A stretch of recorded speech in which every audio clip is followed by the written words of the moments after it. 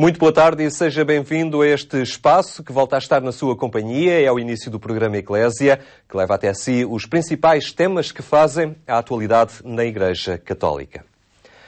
A iniciativa que agora lhe apresentamos começou há 6 anos e destina-se a proporcionar às famílias que têm filhos portadores de deficiência a oportunidade de passarem uns dias de descanso. Uma iniciativa do Santuário de Fátima que promove a espiritualidade dos participantes, dando aos pais o conforto de se saberem acompanhados. Abílio e Maria Cardoso não viviam a experiência de estar de férias desde que a sua filha mais velha nasceu. Foi há 32 anos. Susana alterou o mundo deste casal e depois dela o irmão Vasco, também ele uma criança com necessidades especiais. Para este casal, o mês de agosto costuma ser pouco diferente do habitual. Habituados a viver em função do bem-estar dos seus filhos e a ultrapassar obstáculos, muitas vezes sem ajuda. Aqui no Santuário de Fátima encontraram uma oportunidade para parar.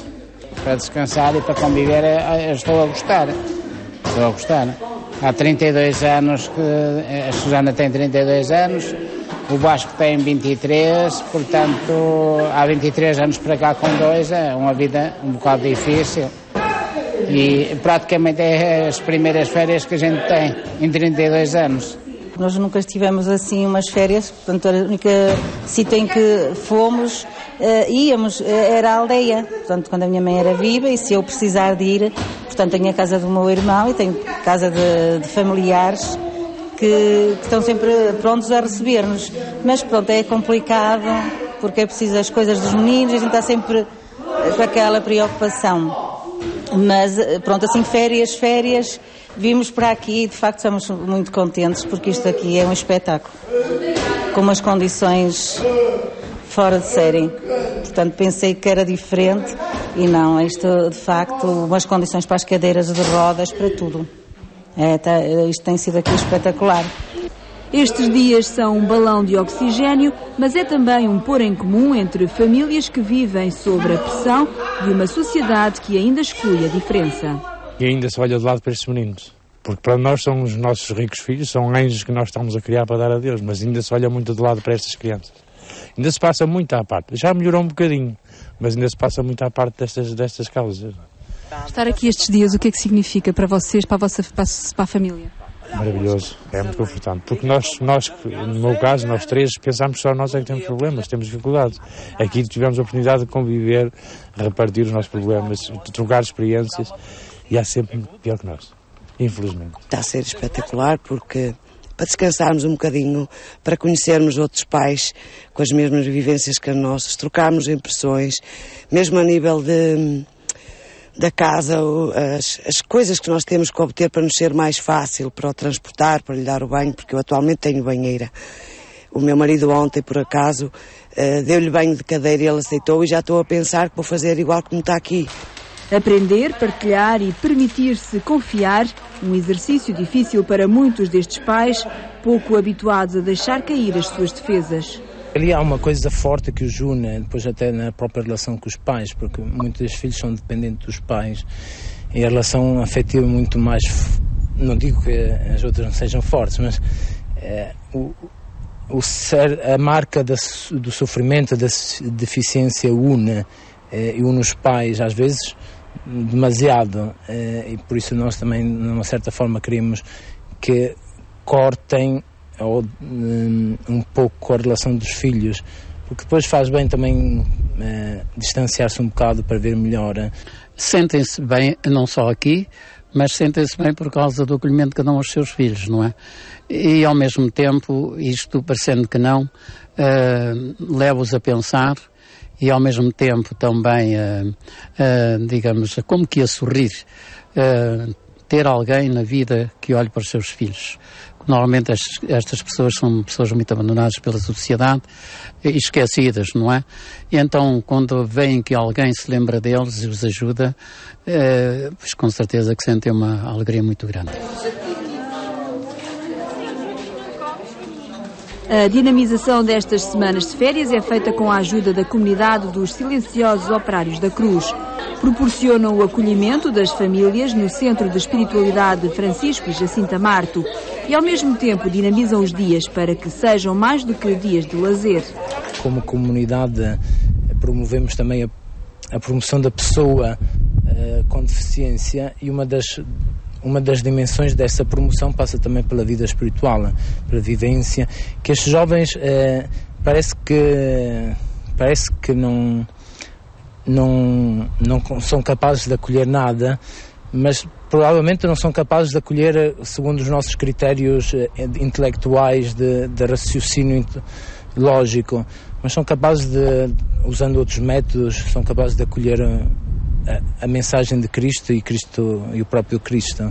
Fátima tem realmente um bocadinho esta característica de ajudar a pessoa também a entrar um bocadinho neste relacionamento com Deus, através de Nossa Senhora. E por isso, parece-me que eles levam daqui também um pouquinho de ajuda espiritual para a sua vida. A primeira experiência destas férias foi feita há 6 anos, começou como uma semana só para mães. De ano para ano, o santuário foi aumentando o número de participantes, abrindo também lugar aos pais, também eles cuidadores. Atualmente o santuário pensa já aumentar o número de semanas para poder dar resposta aos muitos pedidos que chegam de todo o país. O curso de Missiologia é uma iniciativa dos Institutos Missionários Adjentes e acontece num ritmo bianual. Junta leigos e religiosos com diferentes experiências. O objetivo é mesmo descobrir mais sobre a missão e os seus agentes, mas também interagentes. Todos os anos, na última semana de agosto, o Seminário da Consolata, em Fátima, acolhe o curso de Missiologia. Este curso é um espaço de formação para quem tem interesse na missão, com tudo aquilo que ela tem hoje de novo e desafiante. A missão hoje sabemos que já superou um pouco esta ideia da geografia. Já não é só adjentes, mas é também intergentes, mesmo na própria Europa e aqui nas comunidades em Portugal. Este tipo de formação é essencial na medida em que prepara as pessoas que querem partir em missão, seminaristas, leigos, padres religiosos, religiosas, prepara para os desafios que a missão nos lança, dependendo do lugar para onde vamos. Toda a questão do diálogo interreligioso, que é muito mais necessário em lugares onde existem outras religiões, não, por exemplo, em Portugal, onde a maioria é católica, o diálogo intercultural, multicultural, a inculturação, a questão de inculturação em culturas totalmente diversas da nossa. Portanto, os cursistas, os alunos do curso, são preparados para, enfim, enfrentar estas circunstâncias, estas situações que são bastante diferentes da nossa.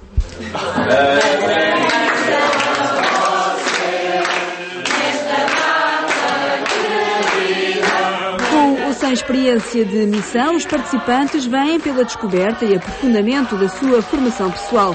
Religiosos, leigos ou missionários, todos encontram aqui uma oportunidade de fazer uma nova leitura da missão.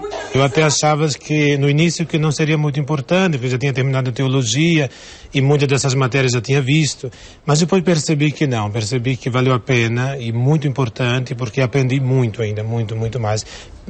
Coisas ditas de outra maneira, né, que nos ajuda a abrir o coração e abraçar a missão. Na Europa, em Portugal, nós já temos que ir às pessoas, que ir em busca das pessoas.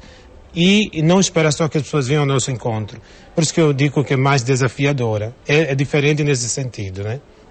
Está precisando muito de missionários que venham para cá. Também para anunciar, para estar com as pessoas. Eu participei neste curso antes, não tendo partido para as missões, e era uma descoberta, mas depois de ter partido 6 anos para a missão e voltado, este curso continuou a ser uma descoberta, porque a própria teologia da missão vai evoluindo, e então há muitos fatores que pode ser, eu estive em África, mas podia ser noutro país qualquer, na América Latina, na Ásia, as coisas vão evoluindo e ao mesmo tempo certos conceitos também vão evoluindo, e eu sinto que vou me enriquecendo cada vez que participo nestes cursos. O curso vem questionar-nos sobre alguma das nossas certezas, não é? Obriga-nos a pensar, será que é mesmo assim que nós pensamos? Será que estamos certos nisto? É um bocadinho nesse sentido. As mudanças sociais e culturais, mas também económicas, têm trazido novos cenários à missão. É o que acontece atualmente com a Europa, onde as mudanças na relação com a Igreja e o transcendente se têm alterado. A Europa tem muitos espaços e lugares que precisam de ser salvados, por assim dizer, de secularismo, de redescoberta da fé, e creio que os missionários depois têm um papel importante em ajudar a redescobrir e a reevangelizar, por assim dizer, estes lugares e estes espaços e estas massas também de população, enfim, que de alguma maneira estão longe do que é a força e a vivacidade do Evangelho. Esta foi uma das edições que mais inscrições teve, uma afluência que testemunha o interesse, em particular dos leigos, pela missão. Cada vez mais os leigos têm fome e sede de formação, de sentirem-se igreja também na perspectiva da formação, de sentirem qualificados para dar razões da sua fé. E o curso de Missiologia tem notado isto nos últimos anos. Cada vez há mais leigos inscritos, alguns ligados a movimentos, institutos religiosos, outros ligados simplesmente a paróquias, outros que vêm simplesmente porque viram a informação sobre o curso e vêm com vontade de aprender, dar razões da sua fé. Presente no encerramento deste curso esteve o novo diretor das Obras Missionárias Pontifícias, o padre António Manuel, missionário do Verbo Divino, defende que não há mudanças no paradigma da missão, que é a natureza de qualquer batizado, sublinhando que cabe ao missionário ter o coração aberto para as diferentes formas de fazer missão. Eu penso que o paradigma é igual. Agora, a maneira de fazer a missão na Europa, na África, na Ásia, será diferente. É isso que também o próximo sínodo sobre a evangelização, a nova evangelização, nos trará algumas ideias novas, penso eu, mas o paradigma é este, quer dizer, é o paradigma de Jesus Cristo. O missionário tem de estar sempre preparado para esses encontros novos. O importante é digamos assim, esta abertura de coração. Eu diria que era uma abertura de coração para o encontro com as pessoas na Europa. Tem de ser, como alguns já disseram, esta missão tem de ser não apenas da cátedra, não pode ser da Igreja, mas tem de ser de coração a coração, tem de ser uma de aproximação. A Europa hoje em dia precisa de facto desta aproximação. Eu penso que toda a linguagem até de Bento XVI diz precisamente isso. Quer dizer, numa Europa em que se põe Deus de lado, então o cristão, por natureza, tem de dizer, não, ele está aqui, ele está presente. E isso é que é o testemunho principal do ser missionário. É dizer, não, ele está aqui. Num mandato de 5 anos, o padre António Manuel sucede o padre Manuel Durães, dos Missionários do Espírito Santo. As Obras Missionárias Pontifícias são o organismo oficial da Igreja Universal e Particular para a animação e cooperação missionária universal. E olhamos hoje o itinerário de solidariedade, a intuição do padre Werenfried, que fundou a organização Ajuda à Igreja que Sofre, uma instituição que auxilia hoje, à escala planetária, a ação evangelizadora da Igreja, principalmente nos países onde encontra mais dificuldade.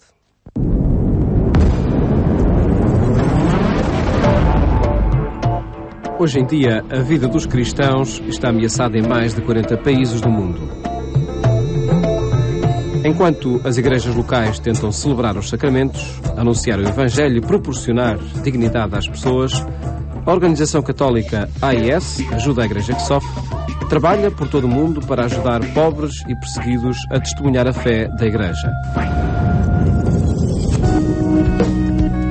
O padre Werenfried van Straten, o padre holandês, inspirado pelo mandamento Amar o Próximo, assumiu, em 1947, uma tarefa aparentemente impossível: apoiar os famintos refugiados alemães com comida, cobertores e roupa.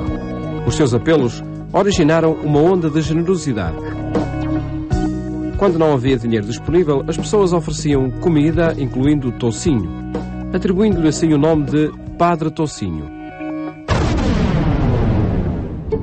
A AIS apoiou um vasto número de projetos únicos, desde a compra de automóveis e motorizadas para mobilizar padres de mochila, à construção de caminhões capela e à formação de seminaristas por trás da cortina de ferro. Em 1984, a Congregação para o Clero do Vaticano reconheceu oficialmente esta organização como Associação Pública Universal de Fiéis. Atualmente, a AIS é uma organização internacional com secretariados em 17 países e é responsável pela gestão de 10 mil pedidos de projetos por ano em mais de 140 países.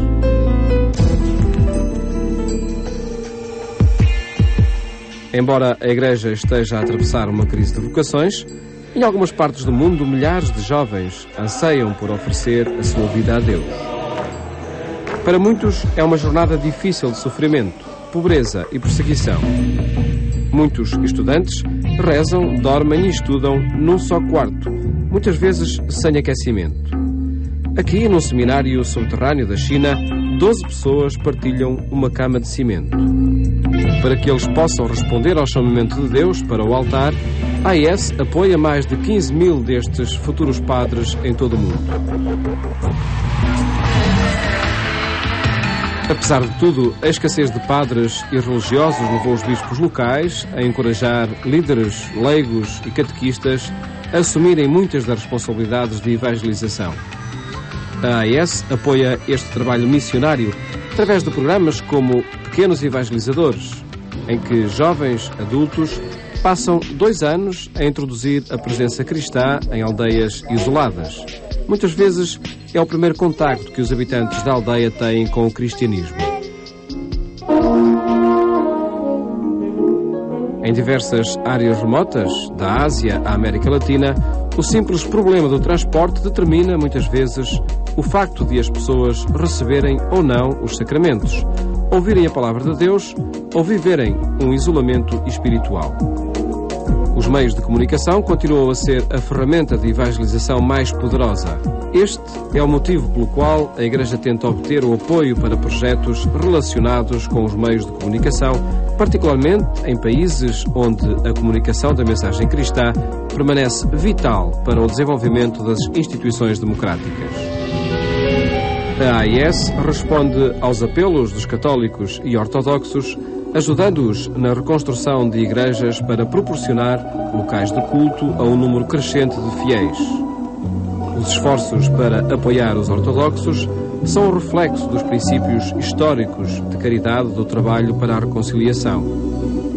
As igrejas de ambas as tradições, fechadas durante mais de 50 anos, estão agora novamente abertas, um sinal de que Cristo renasce das cinzas da perseguição. Nos locais onde os fiéis não podem ir à igreja, a AES apoia os projetos que aproximam a igreja das pessoas.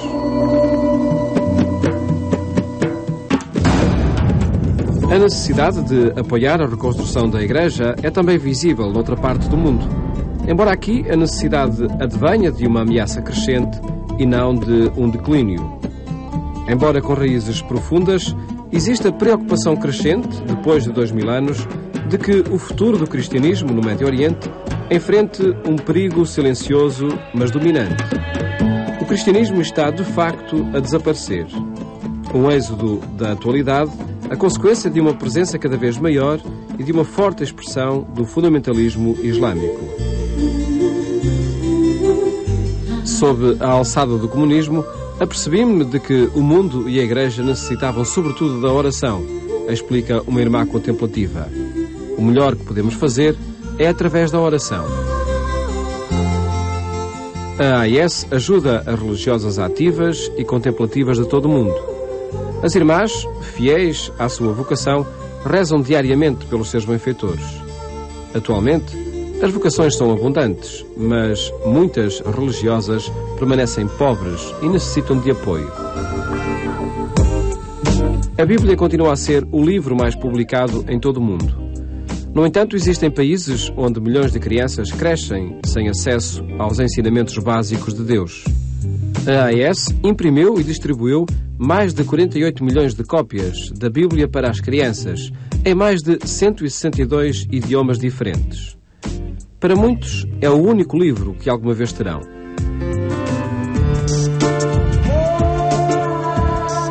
O apoio pastoral oferecido pela AES não se limita a minimizar os efeitos imediatos de uma catástrofe, mas responde aos apelos da Igreja local relativos à ajuda material e espiritual na consequência de catástrofes naturais que tantas vezes provocam graves prejuízos àqueles que têm tão pouco.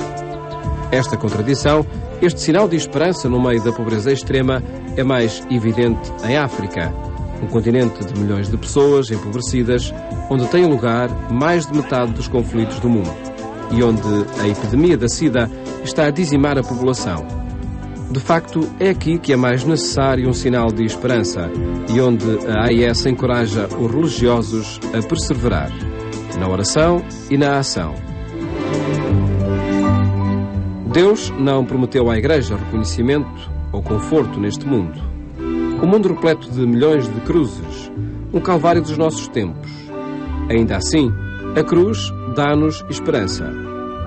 A haste vertical orienta-nos para Deus, fonte de todo o amor. E a haste horizontal brota desta fonte e chama-nos a partilhar este amor com todos os nossos irmãos e irmãs. Esta é a cruz que guia o trabalho pastoral da AIS e a cruz que inspira o amor dos seus benfeitores para ajudar aqueles que não conseguem carregar esta cruz sozinhos. Tal como disse Jesus, aquilo que fizerdes ao mais pequeno dos meus irmãos, a mim o fazeis.